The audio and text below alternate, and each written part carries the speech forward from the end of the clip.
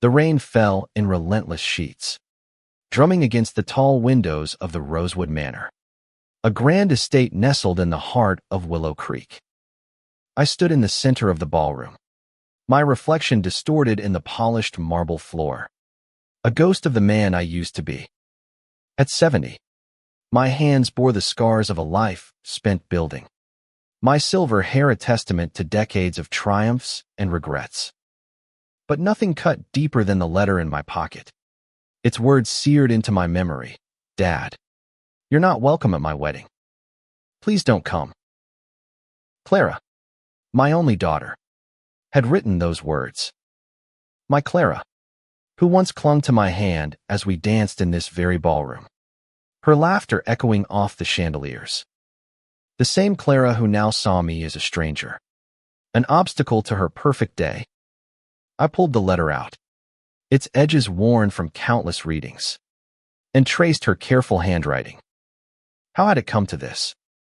30 years ago, I was a different man, ambitious, driven, and often absent. I built Rosewood Manor from a crumbling ruin into the most coveted wedding venue in the state, pouring my soul into every brick and beam. It was my legacy, my gift to the future. But in my pursuit of greatness, I neglected the one thing that mattered most. Clara, her mother, Ellen, tried to warn me. She needs you, Thomas, she'd say, her voice soft but firm. I promised I'd be there tomorrow, next week, next year. Tomorrow never came. Ellen passed when Clara was 10, leaving a void I couldn't fill. I threw myself into work, believing that providing for Clara was enough. Private schools, lavish vacations, a trust fund. She had everything money could buy. But what she wanted was me, and I was too blind to see it. By the time she was a teenager, the distance between us was a chasm. She stopped calling me Dad, started calling me Thomas. I thought it was a phase. I was wrong.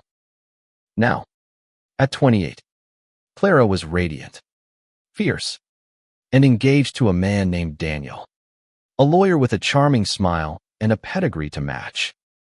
They'd chosen Rosewood Manor for their wedding, unaware of my secret. I'd hidden my ownership behind a trust, letting a management company run the place to keep my name out of it. It was my way of protecting Clara from the weight of my legacy, of letting her live without the shadow of my mistakes. But when she sent that letter, banning me from the one place I'd built with her in mind, it broke something inside me. I wandered the ballroom, memories flooding back. Clara at 5, twirling in a tutu, pretending the manor was her castle. Clara at 16, rolling her eyes when I tried to teach her to waltz. Clara at 20, leaving for college without a backward glance. Each memory was a knife, twisting deeper. I stopped at the grand staircase, where brides descended in a cascade of white, and imagined her there, glowing, happy without me. The letter wasn't just a rejection. It was a declaration of war. Clara believed I'd abandoned her, that I cared more about this place than her. She didn't know the truth, that every inch of Rosewood Manor was for her. The rose garden where she played as a child, the fountain she tossed pennies into, the oak tree where she carved her initials, all of it was hers. And now, she wanted to claim it for her wedding, but not with me in it. I could have let it go. I could have stayed away, respected her wishes, and let her have her day. But something in me stirred a stubborn spark, a refusal to be erased. I owned Rosewood Manor. I held the keys to her dream. And if she thought she could shut me out, she was about to learn who I really was. The next morning, I called Margaret, the manor's manager. "Tell Miss Clara her booking is under review," I said, my voice steady despite the tremor in my chest. Margaret hesitated. "Thomas, are you sure? She's your daughter." I didn't answer. I hung up and stared at the deed on my desk, the paper that proved this place was mine. For the first time in years, I felt powerful. Not the power of wealth or status, but the power to reclaim something lost. Clara's call came within hours, her voice sharp through the phone. What's this about my booking? We've paid the deposit. Thomas, you can't do this. I let the silence stretch, savoring her unease. I can, I said finally. And I will, unless you talk to me. Face to face. She hung up, but I knew she'd come. She had no choice. Rosewood Manor was her dream, and I was its gatekeeper. 2 days later, she stood in my office, her dark hair pulled back, her eyes blazing with defiance. She looked so much like Ellen it hurt to breathe. What do you want? She demanded. I leaned back in my chair, the deed hidden in a drawer.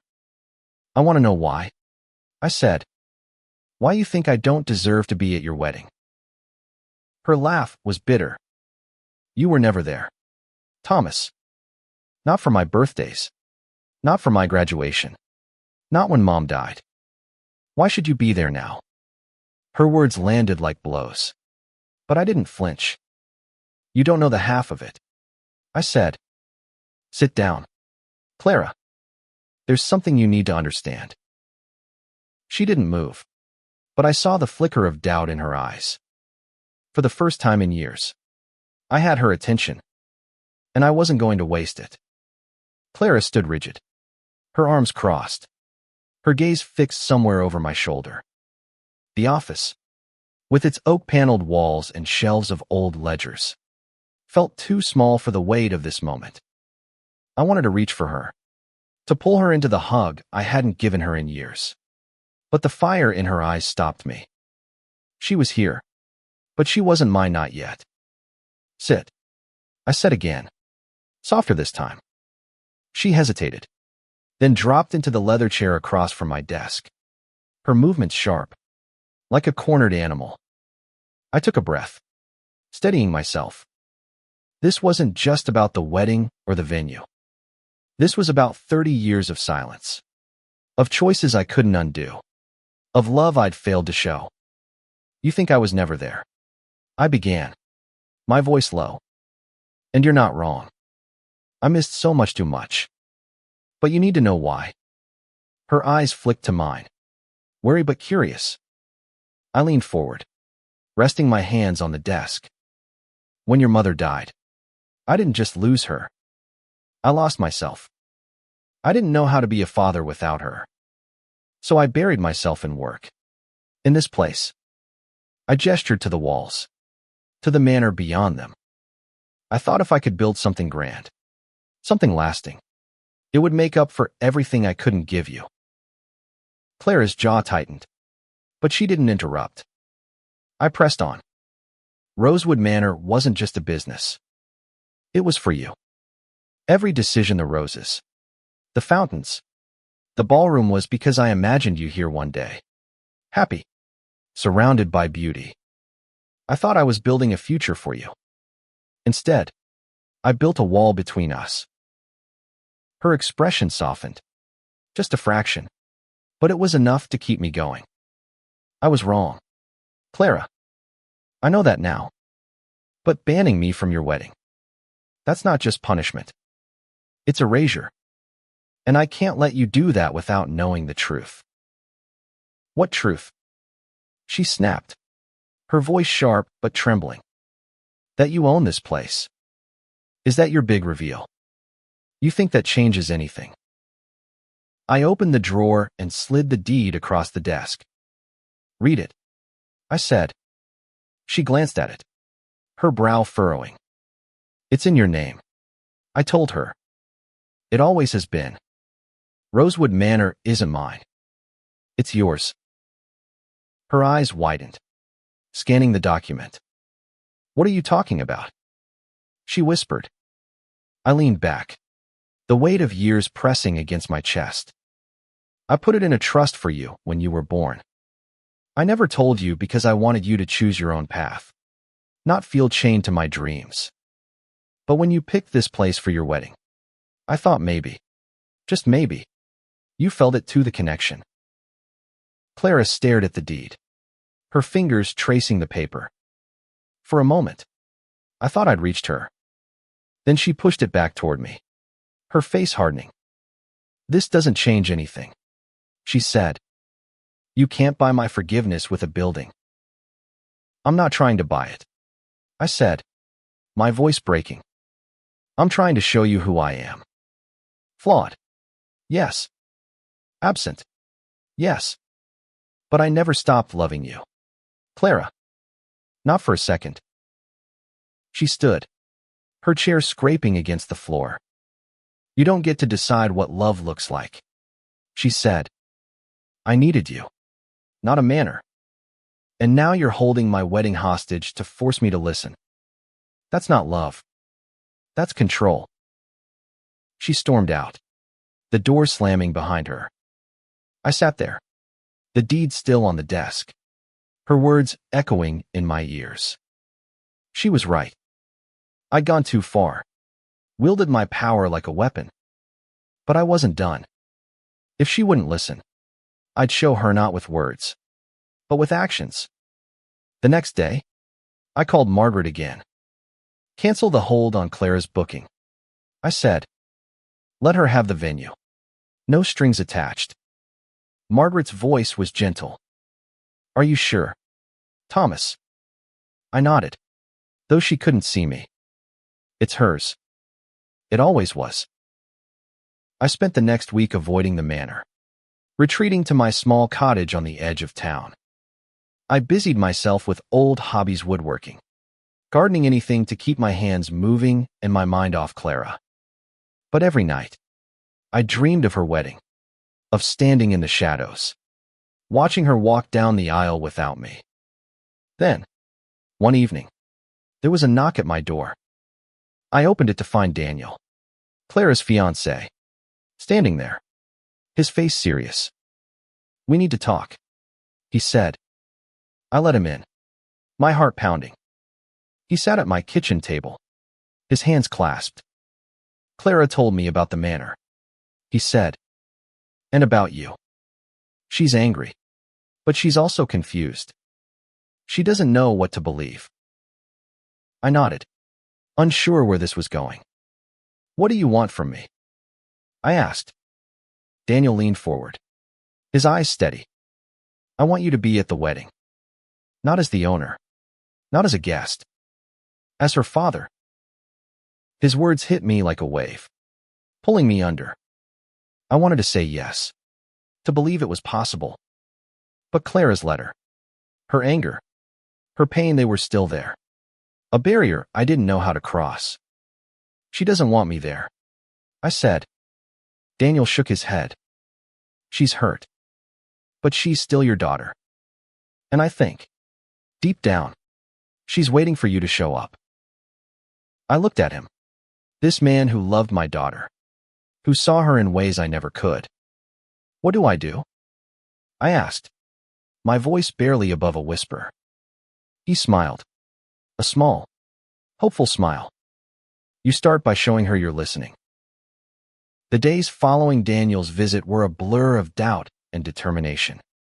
His words had lit a spark in me, but it was fragile, flickering against the weight of Clara's anger. I sat in my cottage, surrounded by half-finished woodworking projects, and wrestled with what it meant to show up for her. I'd spent decades building walls, literal and figurative, and tearing them down now felt like an impossible task. But Daniel's belief in Clara, in me, gave me something I hadn't felt in years: hope. I started small. I wrote her a letter, not the kind I'd sent in the past, full of excuses or apologies she'd heard too many times, but a real one. I poured my heart onto the page, telling her about the nights I'd stayed up watching her sleep as a child, the way her laughter had been my anchor after Ellen died, the regrets that haunted me every day. I didn't ask for forgiveness. I didn't ask for anything. I just wanted her to know who I was, beyond the mistakes. I mailed it to her apartment, not expecting a reply. But I couldn't stop there. Daniel's words echoed, "She's waiting for you to show up." So I went to Rosewood Manor, not as its owner, but as a father trying to make things right. I met with Margaret and asked her to help me plan something for Clara, not a grand gesture, but something personal, something that would speak to the girl I'd lost. We walked the grounds together, and I told Margaret stories about Clara chasing butterflies in the rose garden, about the time she tried to climb the oak tree and got stuck, giggling as I pulled her down. Margaret listened, her eyes soft. She loved this place once, she said. Maybe she still does. I nodded, an idea forming. I want to give her something, I said. Not the manor. Something smaller. Something hers. We settled on the rose garden. It was Clara's favorite place as a child, where she'd spend hours weaving flower crowns and telling me stories about fairy queens. I decided to dedicate a corner of it to Hera's small plaque. Nothing ostentatious, with her name and a simple inscription for Clara, who made this place home. I worked with a local artisan to craft it, pouring my heart into every detail. It wasn't about ownership or control. It was about memory, about love. The day the plaque was installed, I stood in the garden, the air heavy with the scent of roses. The plaque gleamed in the sunlight, modest but beautiful. I didn't know if Clara would ever see it, but it felt like a steeper way of showing her I was listening, even if she wasn't ready to hear me. A week later, I got a call from Margaret. Clara's here, she said, her voice urgent. She's in the garden. My heart leapt, then sank. Was she angry? Had I overstepped again? I drove to the manor, my hands trembling on the wheel. When I arrived, I found her standing by the plaque, her fingers tracing the inscription. She didn't look up as I approached, but she didn't walk away either. Why did you do this? She asked, her voice quiet but steady. I took a breath, choosing my words carefully. Because this place is yours, Clara. Not just the deed, but the memories. I wanted you to know that I see you, that I remember who you were here. She turned to me, her eyes wet but guarded. You can't just fix things with a plaque, Thomas. I nodded, my throat tight. I know. I'm not trying to fix it. I'm trying to start. She looked back at the plaque, her silence louder than any words. Then she walked away, leaving me standing among the roses, unsure if I'd gained or lost ground. The wedding was 2 months away, and preparations were in full swing. I stayed out of the way, letting Margaret handle Clara's requests, but I couldn't help watching from a distance. The manor buzzed with vendors, florists, and planners, all working to make Clara's vision come true. I saw her once, directing a delivery of linens, her face alive with purpose. She was beautiful, strong, and so much like Ellen had ached. I kept writing letters, one every few days, each one a piece of my story. I told her about the early days of the manor, about the nights I worked late to pay for her school, about the guilt that kept me awake. I didn't know if she read them, but I sent them anyway, hoping they'd chip away at the wall between us. One evening, as I sat carving a small wooden rosy a gift I hadn't decided whether to give her, my phone rang. It was Clara. I read your letters, she said, her voice soft but firm. I don't know what to do with them, but I read them. I closed my eyes, relief washing over me. That's enough, I said. For now, that's enough. She didn't say anything else, but she didn't hang up either. We sat in silence, connected by the fragile thread of her call, and for the first time in years, I felt like her father again. The weeks leading up to Clara's wedding were a delicate dance of hope and restraint. Her call had cracked open a door, but it was far from an invitation. I kept my distance, giving her space to process the letters, the plaque, the truth about the manor. I wanted to be there, to stand by her side as she walked down the aisle, But I knew pushing too hard could shatter what little progress we'd made. I spent my days at the cottage, carving the wooden rose I'd started. It was small, no bigger than my palm, its petals delicate and precise. I'd always been good with my hands, building things from nothing. But this felt different. Each cut was a prayer, a silent wish for Clara to see me not as the man who failed her, but as the one who was trying to make it right. Margaret kept me updated on the wedding plans. Clara had chosen deep burgundy roses for the centerpieces, a color that echoed the ones in the garden. She'd requested fairy lights in the ballroom, just like the ones we'd strung up for her 10th birthday. Every detail felt like a thread connecting us, even if she didn't know it. I asked Margaret to slip the wooden rose into the bridal suite, wrapped in tissue paper with a note, for Clara, from Dad. No demands, no expectations, just a gesture. The day before the wedding, I walked the manor grounds one last time. The air was thick with the scent of flowers and anticipation.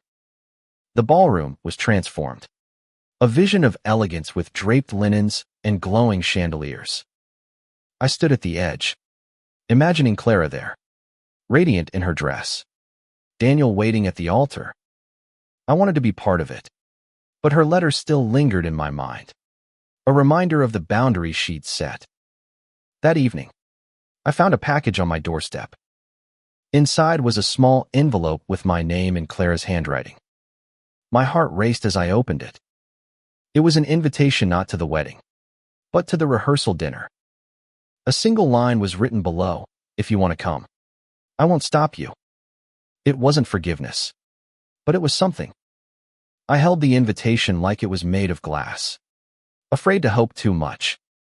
The rehearsal dinner was held in the manor's smaller dining hall, a cozy space with long tables and candlelight. I arrived early, my suit feeling too stiff, my hands sweating. Clara was there, laughing with Daniel and her bridesmaids, her face unguarded for the first time in years. When she saw me, her smile faltered, but she didn't turn away. She nodded, a small gesture, and I took my seat at the edge of the room. The dinner was a blur of toasts and laughter, stories of Clara and Daniel's love, their quirks, their dreams. I listened, soaking in every word, feeling like an outsider but grateful to be there. Toward the end, Clara stood to speak. Her voice was steady, but her hands trembled slightly. "This place," she said, gesturing to the room, "means more to me than I realized. It's not just a venue. It's a piece of my history, and I'm glad to share it with all of you." Her eyes met mine for a fleeting moment, and I felt a warmth I hadn't known in years. She didn't mention me, didn't acknowledge the plaque or the letters, but I knew she'd seen the wooden rose. It was in her hair, tucked behind a pearl comb, its petals catching the candlelight. After the dinner, I lingered, unsure if I should approach her. She found me instead, standing by the fireplace. "Thank you for the rose," she said quietly. I nodded, my throat tight. "I made it for you," I said. "I wanted you to have something for me, something real." She looked at me, her eyes searching. "I don't know if I'm ready to forgive you," she said, "but I'm trying to understand." It was enough. More than enough. I smiled, the first real smile I'd felt in months. "That's all I want," I said. "A chance to be your father again." She didn't reply, but she didn't walk away either. We stood there, the fire crackling, the weight of years softening just a little. The next morning, I woke with a sense of purpose. I wouldn't push my way into the wedding, but I'd be there, on the edges, ready if she needed me. I drove to the manor and helped Margaret with last-minute preparations, adjusting chairs, checking the sound system, anything to keep busy. The guests began to arrive, their voices filling the air with excitement.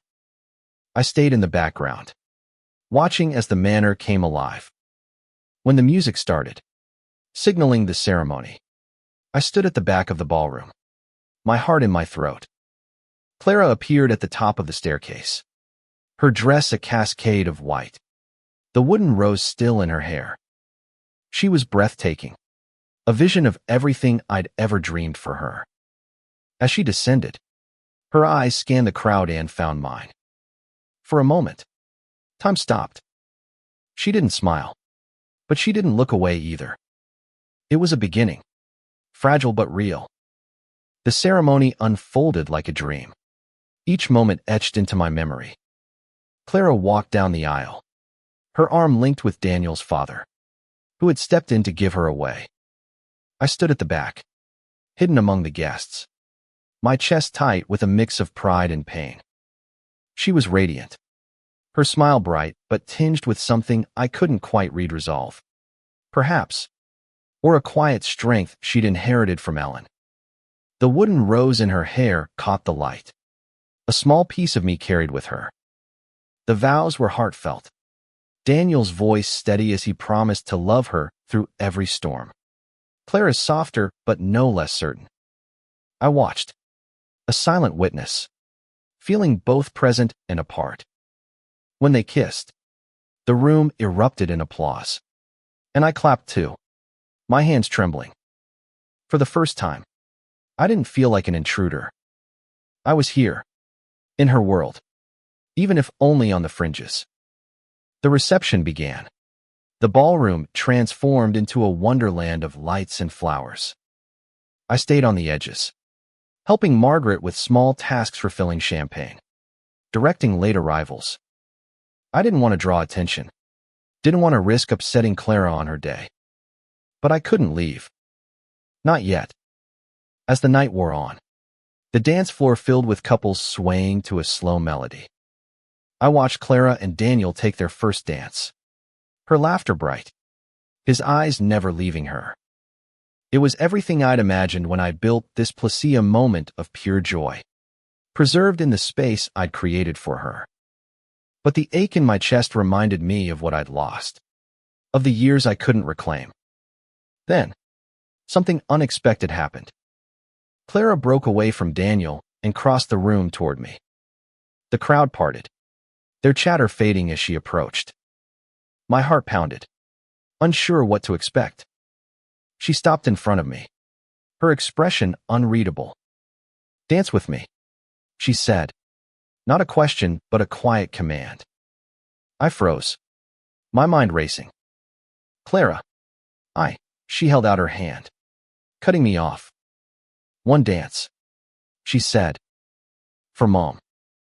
Her words hit me like a wave, pulling me back to memories of Ellen teaching Clara to dance, her tiny feet on mine as we spun around the living room. I took her hand, my own shaking, and led her to the dance floor. The music was soft, a waltz that felt like it belonged to another time. We moved together, tentative at first, her hand light in mine. I could feel the eyes of the guests on us. But for once, I didn't care. It was just me and Clara, father and daughter, dancing in the ballroom I'd built for her. "I read all your letters," she said, her voice barely above a whisper. I didn't want to, but I did. I nodded, afraid to speak, afraid to break the moment. "I'm not ready to forgive you," she continued, her eyes fixed on mine. "But I don't want to lose you either." Tears stung my eyes, but I blinked them back. "I'll be here," I said, "as long as you'll let me." The song ended, and she stepped back, her hand slipping from mine. But she smiled a small, cautious smile that felt like a lifeline. "Thank you," she said, then turned back to Daniel, leaving me standing there, my heart full and breaking all at once. The rest of the night passed in a blur. I stayed until the last guests left, helping Margaret clean up, my mind replaying that dance over and over. When I finally drove home, the wooden rose's image lingered in my mind, a symbol of the fragile bridge we'd begun to build. The next morning, I found a note slipped under my door. It was from Clara, written in her neat, deliberate hand. Thank you for the dance. I don't know what comes next, but I'm glad you were there. I held it, my hands trembling, and for the first time in years, I let myself cry not out of grief, but out of hope. I knew it wasn't forgiveness. Not yet. But it was a start. A crack in the wall we'd both built.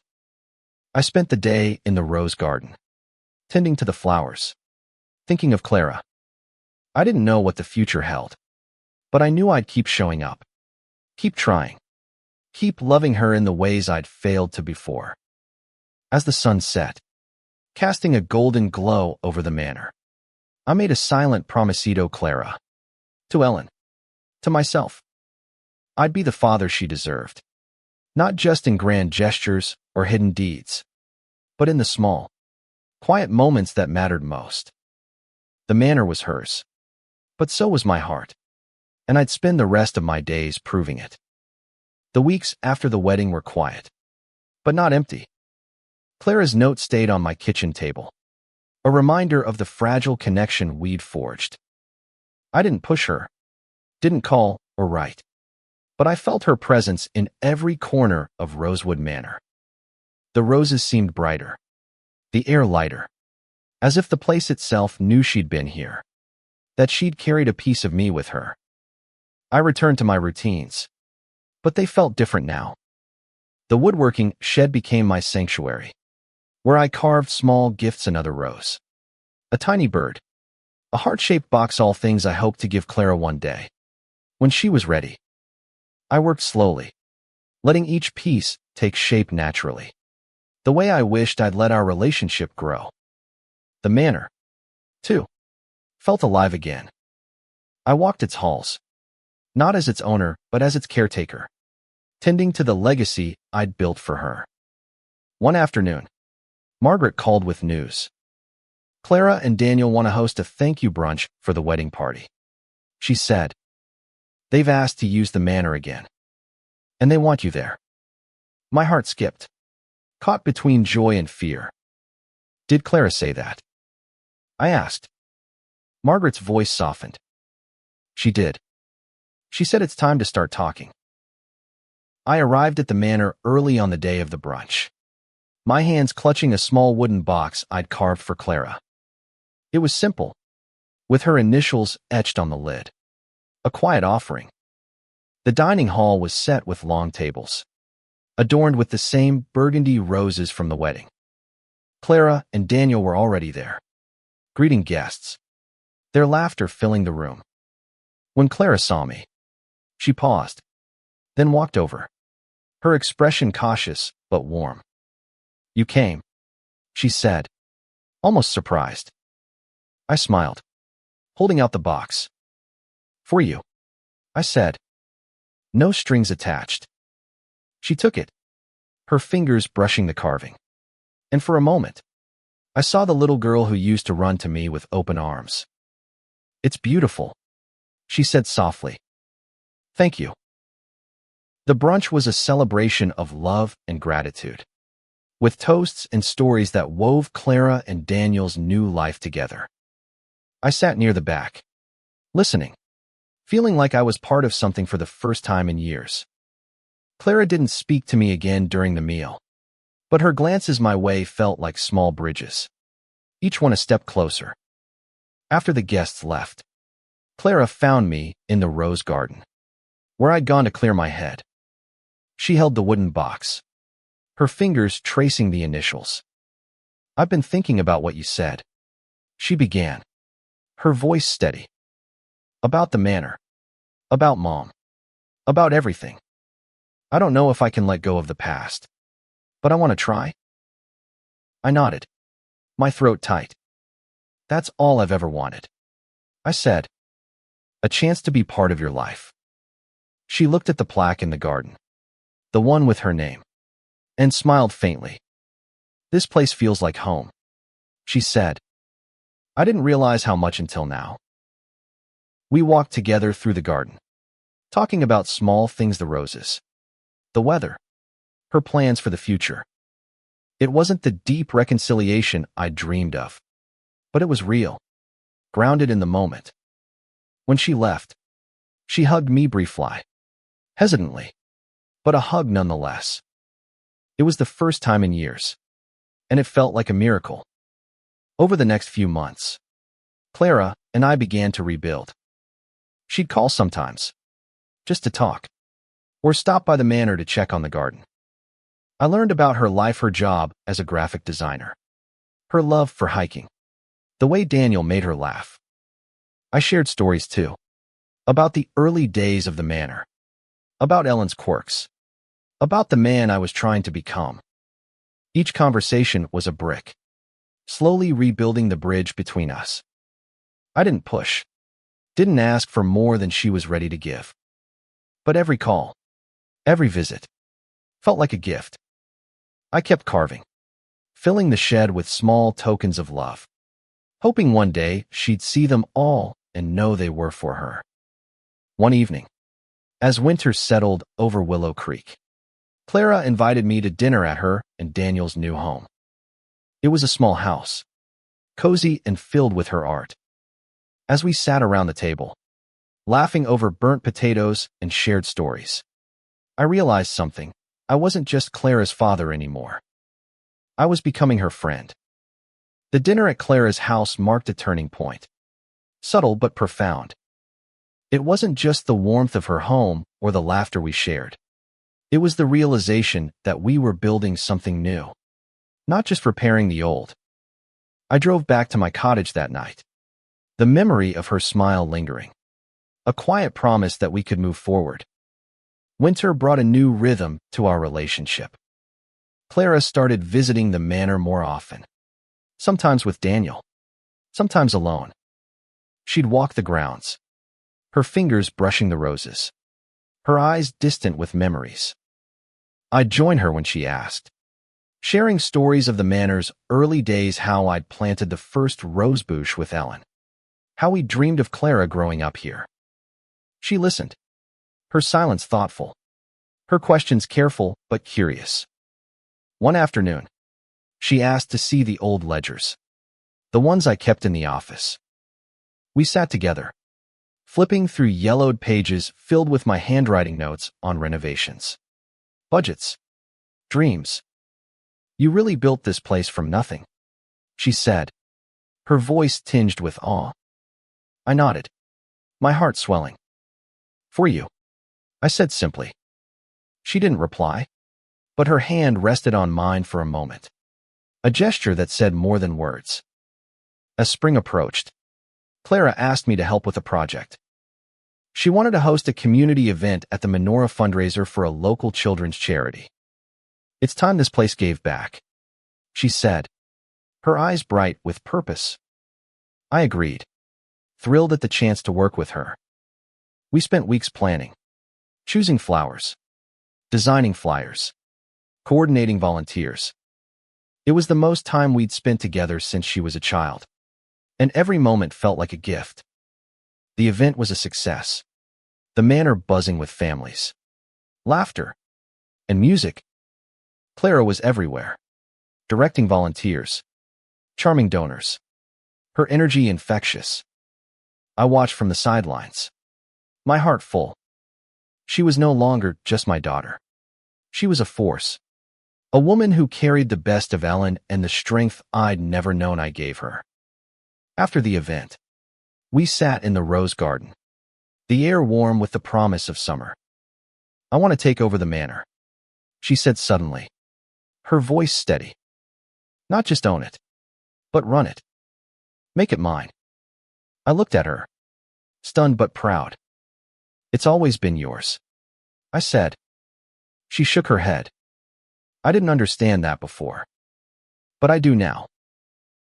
We talked late into the night, planning her vision for the manor, more community events, art workshops, spaces for local artists. It was her dream now, not mine, and I felt a weight lift. I'd built this place for her, but she was making it her own. For the first time, I saw a future where we were partners, not just father and daughter. Over the next few months, Clara took on more responsibilities at the manor. I stepped back, letting her lead, offering advice only when she asked. She hired new staff, redecorated the dining hall, and planted a new section of the rose garden. I watched her grow into the role, her confidence a mirror of the young Ellen I'd fallen in love with. One evening, she called me to the manor. "I found something," she said, leading me to the attic. There, in a dusty box, were old photos of Clara as a child, Ellen and me laughing, the three of us together. "I didn't know these existed," she said, her voice soft. We sat on the floor, sorting through them, sharing memories. Some made us laugh, others made us cry. But for the first time, we were remembering together. As we packed the photos away, Clara looked at me. "I'm glad you didn't give up," she said. "On me. On us." I took her hand, my eyes stinging. "I never will," I said. She squeezed my hand, and in that moment, I knew we'd found our way back, not to the past, but to something better. The manor glowed under the stars as we left the attic, a beacon of everything we'd built and everything we still had to create. I wasn't just Thomas, the man who'd made mistakes. I was Clara's father, and that was enough. The seasons changed, and Rosewood Manor became a living testament to Clara's vision. She transformed it into more than a wedding venue place where the community gathered, where stories were told, where memories were made. I watched her with a pride that felt new, untainted by the regrets of the past. She was my daughter, but she was also her own woman, carving a path I'd only dreamed of. We fell into a rhythm, working side by side. I handled the finances and maintenance, while Clara focused on events and outreach. We didn't talk about the wedding band or the years of distance, but they were there, a quiet undercurrent that made our moments together more precious. Every smile, every shared glance, was a victory.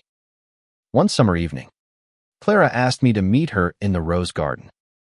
She stood by the plaque, her hands clasped, her expression nervous.